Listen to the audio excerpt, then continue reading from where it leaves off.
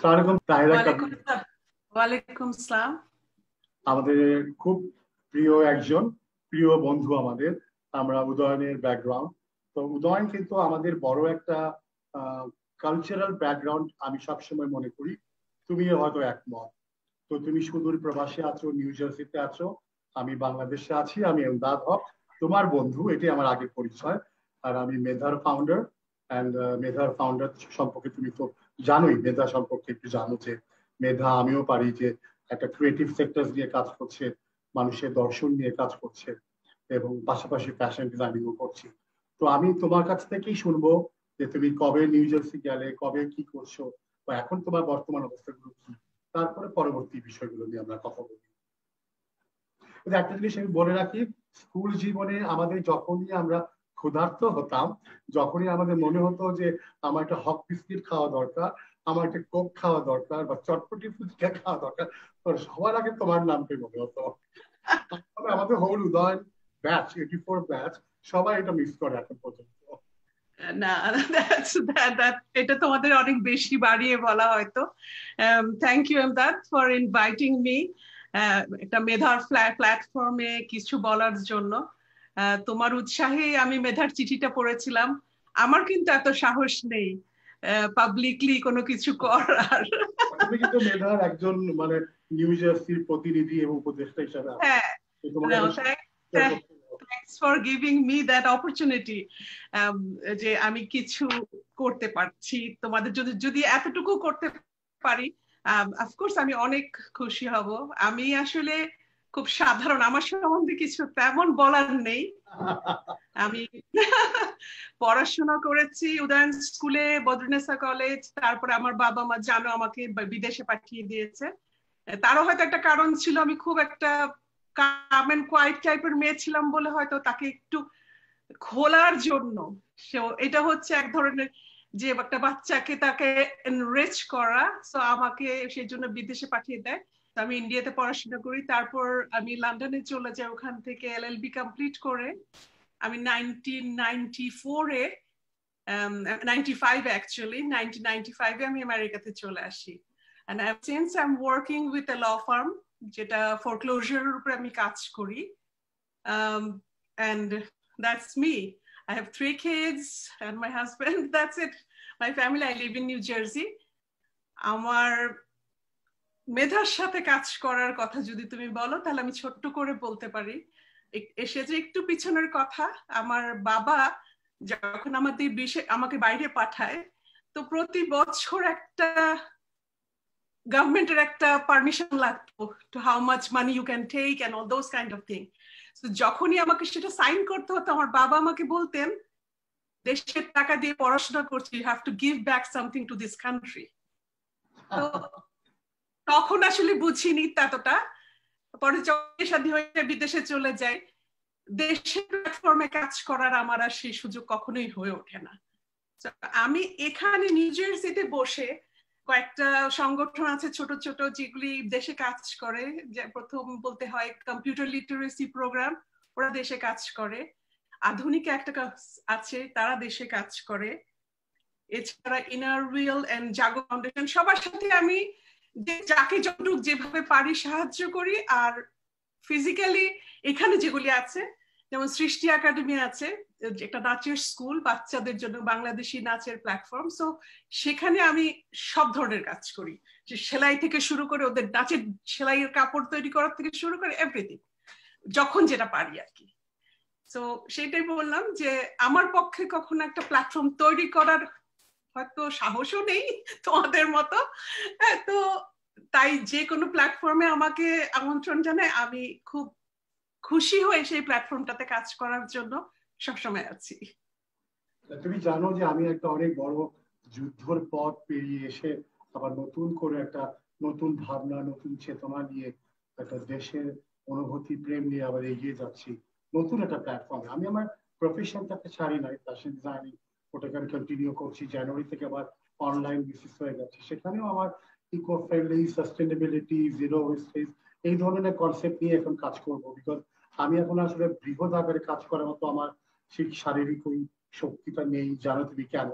তো আমি মনে করেছি যে আসলে মেধা, আমি যখন ট্রান্সপ্ল্যান্ট করে বের হই তখনই আমার মনে হয়েছে যে আসলে যখন আমাকে আইসোলেশনে রাখা হয়, আইসোলেটেড হয়েছিলাম, তখন আমার বারবার মনে হয়েছে হোয়াট আই অ্যাম, আমি কে এবং আমার কাহারা, কাহারা আমার পাশে আছে।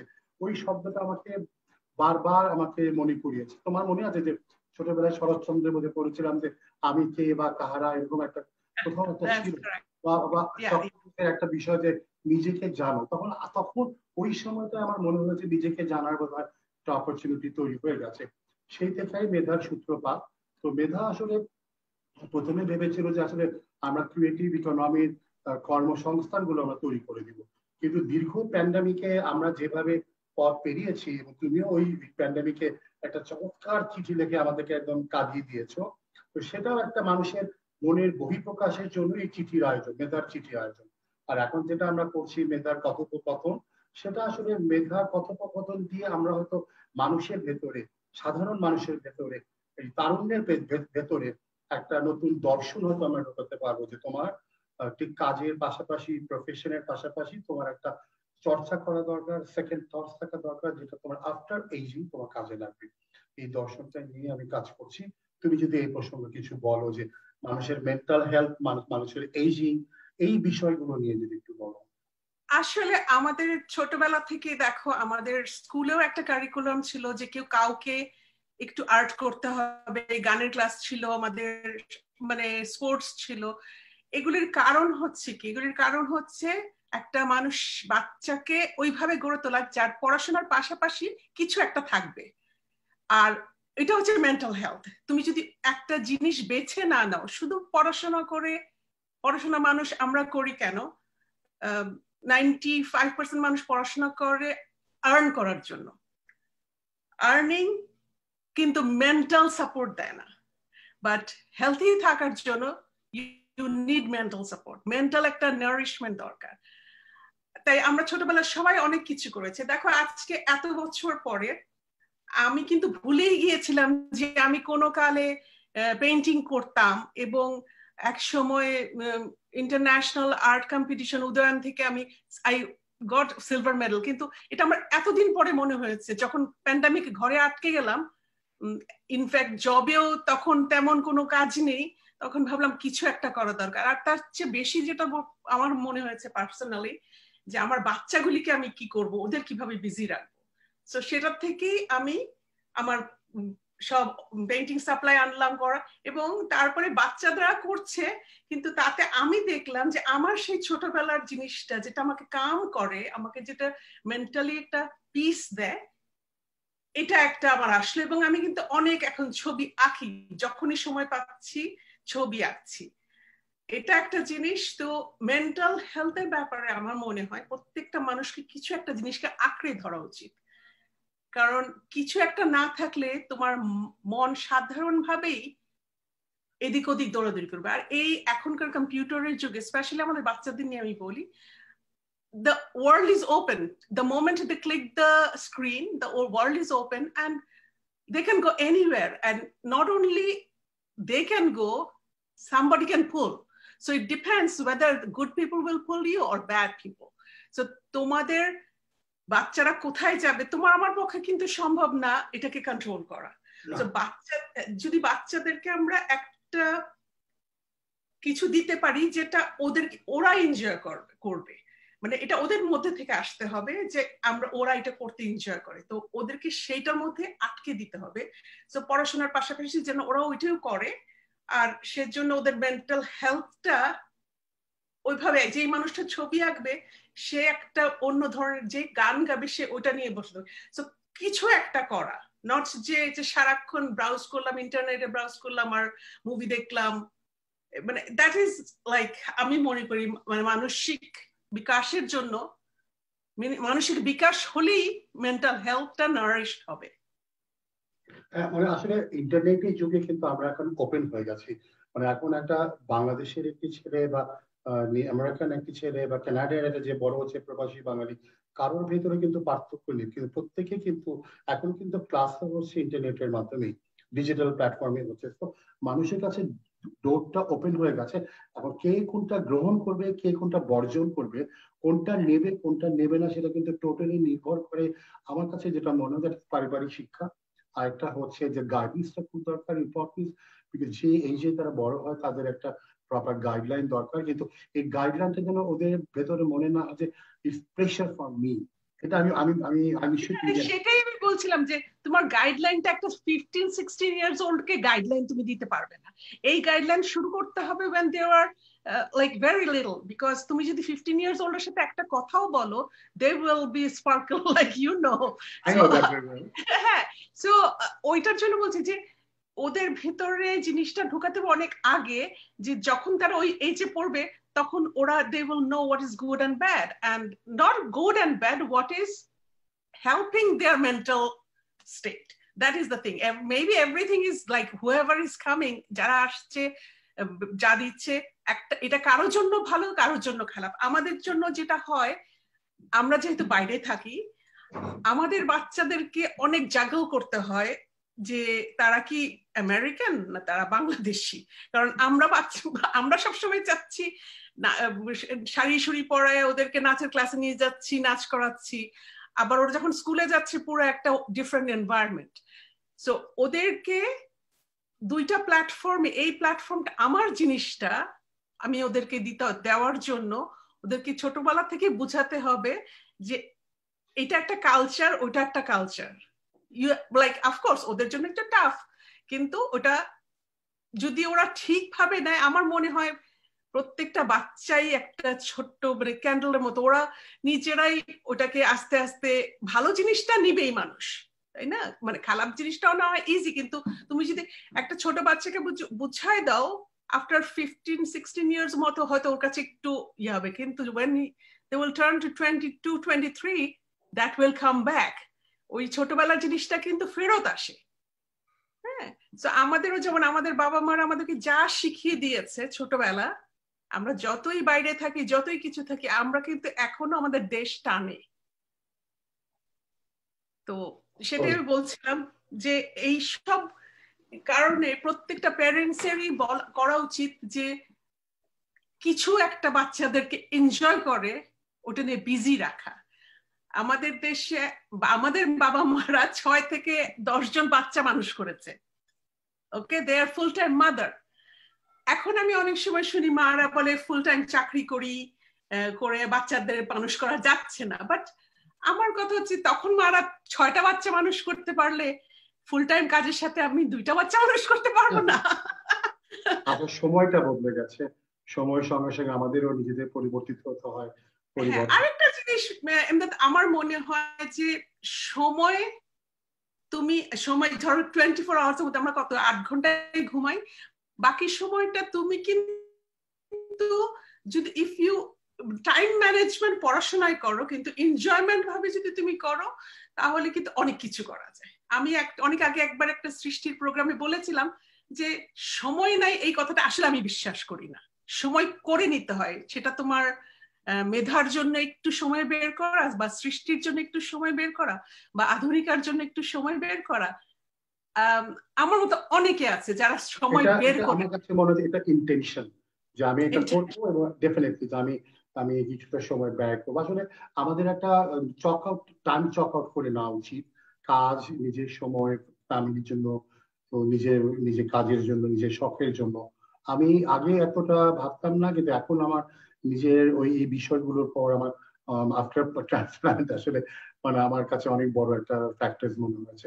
আরেকটা বিষয় নিয়ে আমি তোমার সাথে কথা বলতে চাই, যেটা ভেরি ইম্পর্টেন্ট ইস্যুস, যে আফটার এজিং কিন্তু মানুষের জীবনটা আসলে একটা ইন্ডিভিজুয়াল লাইফটা একাই হয়ে যাচ্ছে। যেটা আমি জাস্ট অনেকের সাথে কথা বলে আমার একটা বোধ জন্মেছে যে আসলে এখন কিন্তু পপুলেশনের সংখ্যা কিন্তু ইন্টারন্যাশনালি, যেটা বাইরের দেশে কিন্তু পপুলেশন এজিংটা বাড়ছে, কিন্তু new generation are coming up slow, because অনেক ওরা ফ্যামিলি প্ল্যানিং নানাবিধ কারণে কিন্তু এই ইয়াং জেনারেশনের সংখ্যাটা কমে আসছে। তো আমাকে লাস্ট একটা ইন্টারভিউতে আমাকে একজন বলছিল যে one of the important role বা one of the main occupations হবে নার্সিং।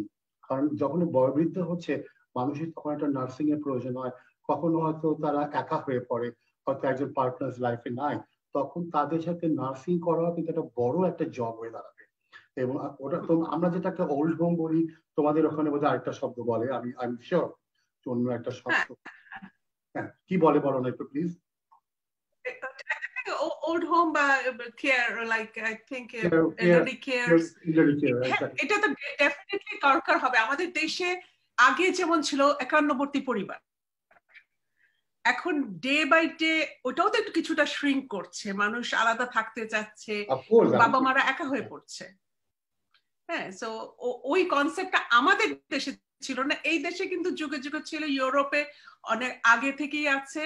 এবং এটা একটা বিরাট ফ্যাক্টর এখন ইউরোপিয়ান কান্ট্রি গুলিতে, যে ওখানে ইয়াং জেনারেশন কমে যাচ্ছে, ওল্ডার জেনারেশন বেড়ে যাচ্ছে, বিকজ অফ লাইক বাচ্চা কম হয়েছে একটা সময়, যে কারণে এখন ওটা হচ্ছে। তো আমাদের দেশেও কিন্তু সেই সময়টা চলে আসছে, এবং আমাদের দেশেও ওল্ড হোমের দরকার হবে। It's not, I shouldn't say it's an old home.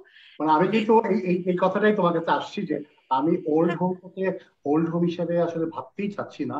মানে আমাদের মেধা থেকে আমরা যে প্ল্যাটফর্মটা তৈরি করার চেষ্টা করছি, এবং আমি অনেক যারা প্রবাসী বাঙালিরা দেখবে এই প্রোগ্রামটা ইউটিউব চ্যানেলে, তারাও নিশ্চয় ভাববে যে আসলে আমরা সম্মিলিত ভাবে যদি সবাই মিলে একটা আনন্দ আশ্রমের মতো জায়গা তৈরি করতে পারি।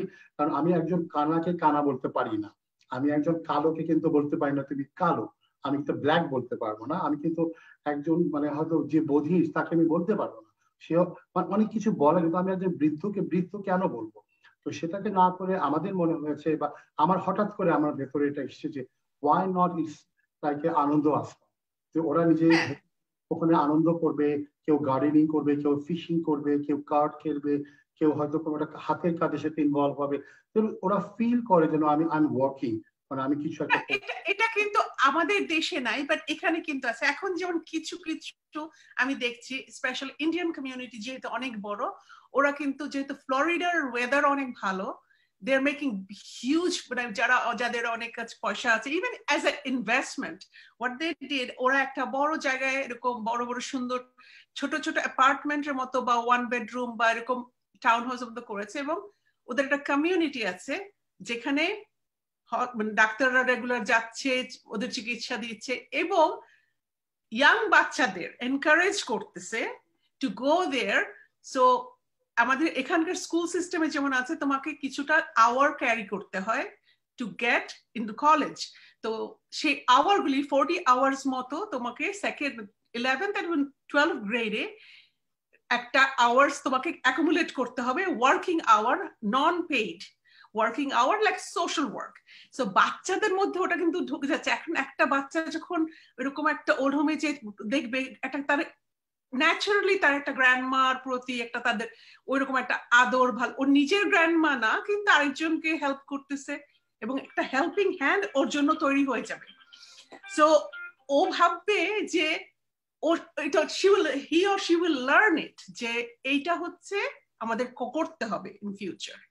সো সেম কনসেপ্ট আমাদের দেশেও কিন্তু করা যায়, আমাদের দেশের বাচ্চাদেরকেও ইনভলভ করা যায় এটাতে, 9-10 গ্রেডের বাচ্চাদেরকে।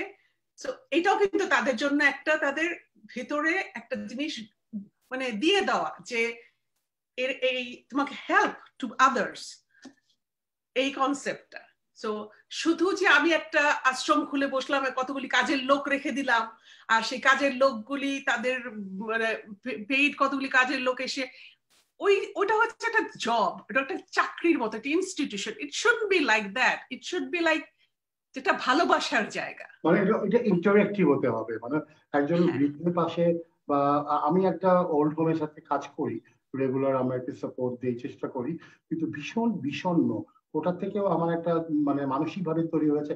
আমি তখন আমার নিজেকে ওই জায়গায় ফেলেছি, ফেলে আমার কিন্তু মনে হয়েছে যে আসলে তো আফটার দ্য এইজিং আমরা কিন্তু কোথাও না কোথাও একা হবই। কিন্তু এখন থেকে যদি আমরা একটা সম্মিলিত ভাবে প্রবাসী যারা আছে, বাঙালি যারা আছে, এই কমিউনিটি মিলে যদি আমরা একটা ভাবি যে শব্দটাকে চেঞ্জ করে দিই, আসলে আনন্দ আশ্রম মিনস আ লট, যে মানুষ এখানে আনন্দ মানে নিজেকে বৃদ্ধ ভাববে। আসলে তো বয়স হচ্ছে আমি জানি, কিন্তু ওইটা মেনে নেওয়া, আর মেন্টাল এজ তো বাড়ে না আসলে, আমাদের মেন্টাল এজ তো আসলে থেমে থাকে।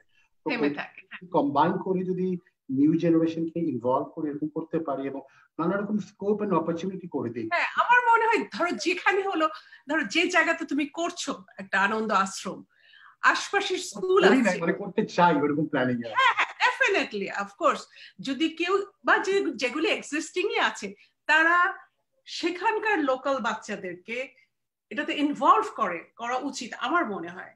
যে ওখানকার মানে কেউ ধরো উদাহরণ স্কুল থেকে যে উত্তরাতে করবে না, তাই না?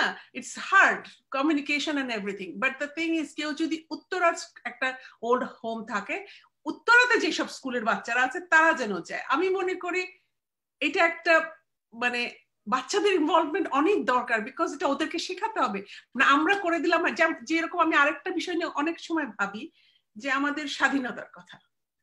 হ্যাঁ, আমাদের স্বাধীনতাটাকে এমন ভাবে আমরা মানে লিখতে পারিনি এখন পর্যন্ত, আমার কাছে মনে হয়, যেটা ম্যাস ভাবে সবার হাতে পৌঁছবে। হ্যাঁ, আমি পড়ছি, আমার ভালো লাগছে, আমি পড়ছি, ইটস নট মানে যে সবাই সবাই জানে সেটার মধ্যে। আমি বেশ গত কয়েক বছর আগে একটা ইন্টারভিউ দেখে, 21শে ফেব্রুয়ারির উপরে একটা ইন্টারভিউ হচ্ছে, একজনকে জিজ্ঞেস করছে স্বাধীনতা দিবস কবে, বিজয় দিবস, এক একজন উল্টা পাল্টা উত্তর দিচ্ছে। মানে আই ফিলস লাইক স্যাড যে আমাদেরকে তো শেখাতে হবে বাচ্চাদের, প্রত্যেকটা সেক্টরেই শেখাতে হবে, that is the circle of life, তাই না? You're right, exactly. আমি very agree with you, কারণ এটা আসলে এটাই হওয়া উচিত। আর ওল্ড হোমে যেটা আমি বলছি যে আসলে আনন্দ আশ্রম যে এখানে যেমন আমাদের অনেকে, যেমন আমি যখন গ্রামীণে ছিলাম তখন আমাদের আমি দেখেছি যে হার্ভার্ড থেকে বা এমআইটি থেকে ওরা আমাদের এখানে ইন্টার্ন করতে আসতো। তো ওয়াই নট, যেটা যদি একটা ইন্টার্ন হিসেবে নেওয়া যায়, যে এটা বাধ্যতামূলক ইন্টার্ন করতে হবে তোমাদের একটা, যেমন একটা ওল্ড হোম আমি বলতেই চাই না আনন্দ আশ্রমের সাথে বা এই ধরনের একটা যারা, সেটাই তো আমি বললাম যে আমাদের এখানের বাচ্চারা কিন্তু 10, 11, 12 গ্রেড যেহেতু স্কুলের সাথে, স্কুলের বাচ্চাদের it's mandatory 20 hours to get into college. হ্যাঁ, এন্ড এটা হচ্ছে জাস্ট সোশ্যাল ওয়ার্ক। এবং সেটা তোমাকে সেই তুমি যেরকম একটা নার্সিং হোমে তুমি কাজ করছো, দে আর সার্টিফাইং ইট। যেরকম আমার বাচ্চাদের আমি জানি, আমার ছেলে যখন এখানে ছিল তখন সে কলেজে যাওয়ার আগে সে 20 hours এর জায়গায় 40 hours করেছে। he worked in the hospital, he worked with computer literacy program। কিরকম ধরনের কাজ, তুমি ধরো কম্পিউটার লিটারেসি প্রোগ্রাম একটা নন প্রফিট অর্গানাইজেশন বাংলাদেশে কাজ করে, ওরা যখন একটা প্রোগ্রাম সেট করছে, হ্যাঁ, আমরা ইভেন্ট ম্যানেজমেন্টকে দিয়ে দিচ্ছি ইভেন্ট করতে বাংলাদেশে একটা প্রোগ্রাম, কিন্তু যেহেতু এটা নন প্রফিট, ওরা এখানকার বাচ্চাদেরকে একসাথে করলো যে তোমরা সেটটা সাজাবা, চেয়ার টেবিল গুলি দিবা, খাওয়া বসাবা, এন্ড ওইটার জন্য ওদেরকে একটা সার্টিফিকেশন দেওয়া হলো যে ওরা এত আওয়ার কাজ করেছে ওখানে। নট যে একটা ইভেন্ট ম্যানেজমেন্টকে, তা আমার হচ্ছে বাচ্চাদেরকে ইনভলভ করতে হবে ডিফারেন্ট অ্যাসপেক্টে, ডিফারেন্ট জায়গায়। আমরা একটা নন প্রফিট করছি, যেমন মেধাতেও তুমি কিছু স্কুলের বাচ্চাদেরকে ইনভলভ করতে হবে যারা 10, 12 গ্রেড বা 11, 12 গ্রেডের, যে তারা কিছু কাজ করবে, তাদের আসলে রেকগনিশনটা তুমি আমি করলেও তো হবে না, এটা তো আসলে গভর্নমেন্ট লেভেলেও দরকার, যে এই যে একটা ইউনিভার্সিটি লেভেলে দরকার, যে হ্যাঁ তাদেরকে একটা স্পেশাল ইয়ে দেওয়া হবে যদি তারা কাজটা করে, একটা ইনসেন্টিভ তো লাগবে। হ্যাঁ, বাচ্চারা যে কাজ করবে ওদের তো জানতে, ওরা পাগলের মতো টিচারের বাসায় দৌড়াচ্ছে, পাগলের মতো নাচের ক্লাসে গানের ক্লাসে দৌড়াচ্ছে, তাহলে এখানে কেন নয়? বাবা মারা আসলে ফার্স্ট সেকেন্ড থার্ড এর জন্য অনেক ইম্পর্টেন্ট হয় জীবনে। আসলে আমি কখনো ফার্স্ট সেকেন্ড থার্ড হইনি, আমি একবার ফেলও করেছি, পড়াশোনা এত খারাপ করেছি, যে বছর পড়াশোনা সবচেয়ে খারাপ করেছি সেই বছরে আমি ইউনেস্কো গোল্ড মেডেল। আমাকে এটা বলছো, তুমি আমাকে এটা বলছো, এটা দিও নো, আমি কখনোই প্রথমদের মধ্যে ছিলাম না। বাবা মার ধাক্কাতেই মনে হয়, বাবা মার ধাক্কাতেই ওই ল পাস করেছি।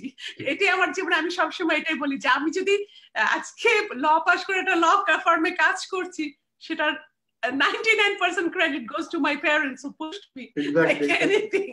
আমার কাছে মনে হচ্ছে আসলে ফার্স্ট সেকেন্ড থার্ড হওয়ার, আমার কাছে মনে হচ্ছে এই যে কম্পিটিশনটা আমার কাছে খুব একটা ইম্পর্টেন্ট মনে হয় না। ইম্পর্টেন্ট হচ্ছে প্রপার এডুকেশনটা যেন হয়।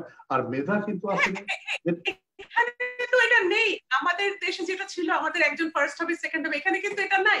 এখানে কিন্তু সব এ বি, এখন বাংলাদেশেও তাই, এখন বাংলাদেশেও কিন্তু ফার্স্ট সেকেন্ড হচ্ছে না, যে বাবা মাদের A+ পেতেই হবে, A+ পেতেই হবে, বাট যে B+ পায় সেও কিন্তু জীবনে সাকসেসফুল হয়ে যায়।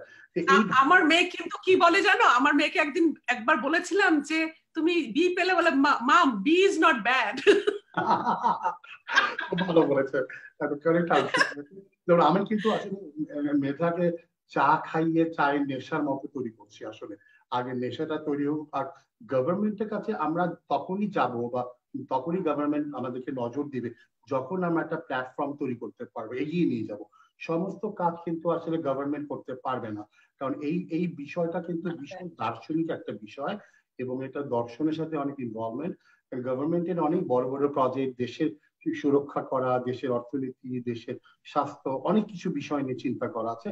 এখানে যদি প্রাইভেট সেক্টররা এগিয়ে আসে এবং প্রবাসী বাঙালিরা যদি এগিয়ে আসে, তাহলে হয়তো সম্মিলিত ভাবেই আমরা মেধাকে আরো বড় আকারে ধারণ করব। এবং আমার আসলে বসে থাকলে হবে না, গভর্নমেন্ট কি করবে, তাই না? সবাই যার যার জায়গা থেকে নেক্সট পারসন, তুমি একজনকে হেল্প করো, সে আরেকজন কি করবে, then it like that is accomplishment of life. আমি যেমন আমার ইয়াং জেনারেশনের ব্যাপারে, আমি যেমন আমার যে কাজগুলো এখন করি, যেমন ধরো আমি একটা প্রোডাক্ট ফটোগ্রাফি করছি, আমি একটা ইয়াং ছেলে কি, কিন্তু আমি জানি ও কিন্তু একেবারে শিক্ষানবিশ, ও এখনো শেখে নাই তেমন একটা না, কিন্তু ওকে আমি বকা দিয়েই শিখাচ্ছি, কিন্তু ও কিন্তু আলটিমেটলি সে গেইনার হচ্ছে। ও পরবর্তীতে বলে আজকে আমি অনেকগুলো কাজ পেয়ে গেছি। ভালো, ভেরি গুড। কি জানেন আপনি কিভাবে পেয়েছেন? কিন্তু আপনি এত মানে গাইড করেছেন, পাশাপাশি বকাও দিয়েছেন, এবং ওইটা আমার কাজে লেগেছে।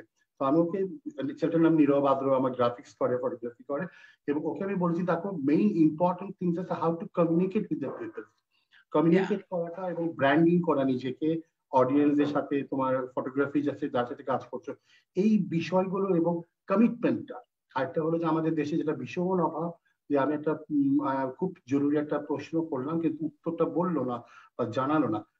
আমি যেহেতু বাইরের সাথে প্রচুর কাজ করেছি থ্রু গ্রামীণ এন্ড ব্র্যাক, ওখানে একটা বলতো যে তোমাদের এখানে হরতাল হচ্ছে, তুমি বলছো যে প্রোডাক্টটা পাবা না, জাস্ট একটা শব্দ লিখো, don't make it a line, just যে আমাদের এখানে hartal, we are very worried about that, just like আমি বুঝে যাবো আমি প্রোডাক্ট টাইমলি পাবো না, আমার 1 মাস আমি পিছিয়ে দিব। বাট তুমি যখন কিছুই বলছো না, তখন আমি ধরেই নিচ্ছি যে আমি এপ্রিল মাসেই প্রোডাক্টটা পাবো। হ্যাঁ, মানে অ্যানসার করে না কেউ করাটা, মানে তোমার দরকার নেই, তোমার ল্যাঙ্গুয়েজ, তোমার ব্যাকরণ দরকার নাই, তোমার সেন্টেন্স দরকার নাই, দুটো শব্দ দিয়েও তুমি বুঝিয়ে দিতে পারো। এই কমিটমেন্টটা আসলে আমাদের ভেতরে তৈরি করা উচিত বলে মনে হয়। তো আমাদের এনিওয়ে, তাহরা ইজ এ রিয়েলি মানে অনার টু মি যে তুমি আমাকে একটু সময় দিয়েছো। আমরা মেধার পক্ষ থেকে 26শে মার্চ উপলক্ষে, বাংলাদেশের 50 বছর পূর্তি উপলক্ষে, মেধার তরফ থেকে আমরা একটা টি শার্ট তৈরি করেছি, এবং এই টি শার্টটি আমরা সেল করছি 250 টাকায়, এবং এর থেকে যে অর্থ সংগৃহীত হবে, সেই সংগৃহীত অর্থের একটি অংশ চলে যাবে একটি মুক্তিযুদ্ধ পরিবারের পাশে। তো আমরা ওইভাবে এটা প্ল্যানিং করেছি, এবং সেটা একটা হচ্ছে যে মেধার একটা ব্র্যান্ডিং হচ্ছে, আর একটা হচ্ছে একটা পার্টিকুলার কজ নিয়ে আমরা যখন আগাই, তখন কিন্তু মানুষের ভেতরে একটা চেতনার অনুভব হয়, স্বাধীনতার চেতনা। স্বাধীনতা তো শুধু মার্চ মাসে নয়, এটা সারা বছর, সারা জীবন আমরা বয়ে বেড়াবো। তো এই মেধার এই যে আয়োজনটা, সেটা হতে সারা বছরই আমরা কন্টিনিউ করব। শামসুর রহমানের কবিতা আছে, মেধা আছে, বাংলাদেশে 50 বছর পূর্তি আছে। তো তোমাকেও আমি দেখালাম, আমি পরে একটু ব্র্যান্ডিং করছি। হ্যাঁ, আমাদের জন্য তো রাখবেই, আমরা তো নেবই। আর এখানেও আসে, তোমার যদি পাঠানোর সুযোগ হয়, আমরা এখানে কিভাবে কি করা যায় ডেফিনেটলি চিন্তা করব। আর অসংখ্য ধন্যবাদ। আমরা যেমন এখানে মিল্টন আছে, মহসিনা আছে, মিল্টনের সাথে কথা হয়ে গেছে, জাভেদ মাহমুদ শিপলু ওর সময় আছে। হ্যাঁ, অ্যাকচুয়ালি এখানে অনেক আছে উদাহরণের, মেধা তো আর শুধু উদাহরণের না, it's a big platform. So আমি এটা কিন্তু ওয়ার্ল্ড ওয়াইড আমি ভাবছি।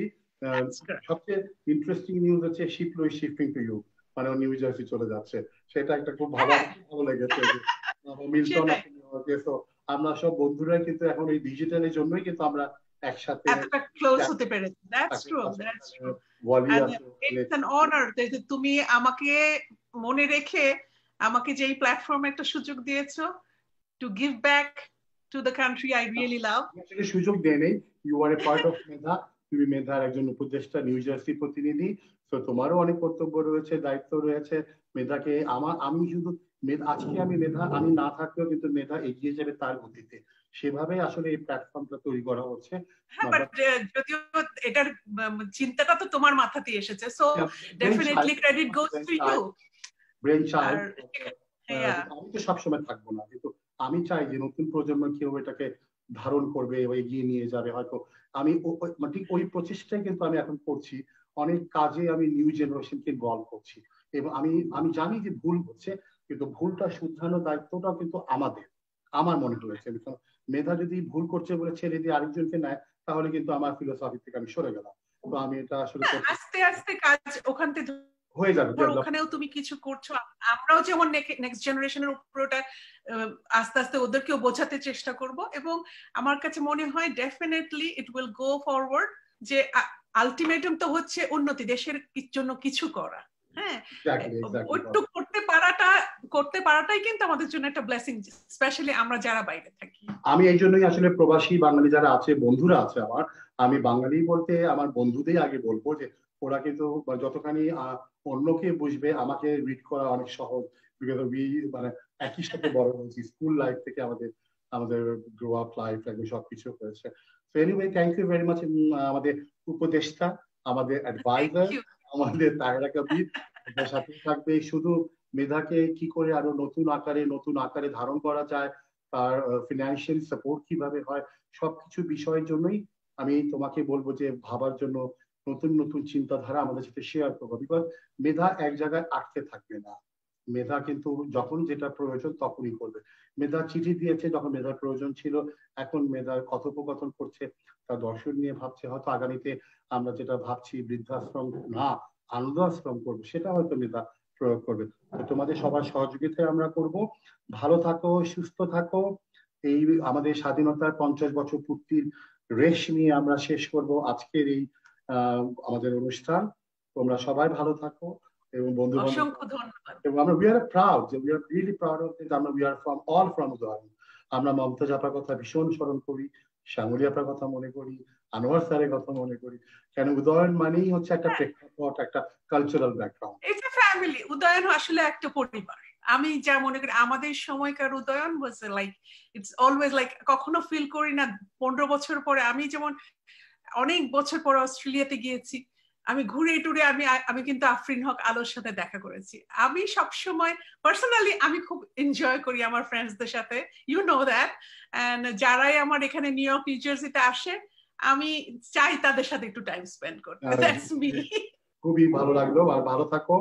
আর আই হোপ যে আবার দেখা হবে, কথা হবে। আমরা এখানেই শেষ না, ছোট গল্পের মতো কখনো শেষ হবে না। মেধা চলতেই থাকবে। ভালো থাকো। থ্যাংক ইউ, অসংখ্য ধন্যবাদ।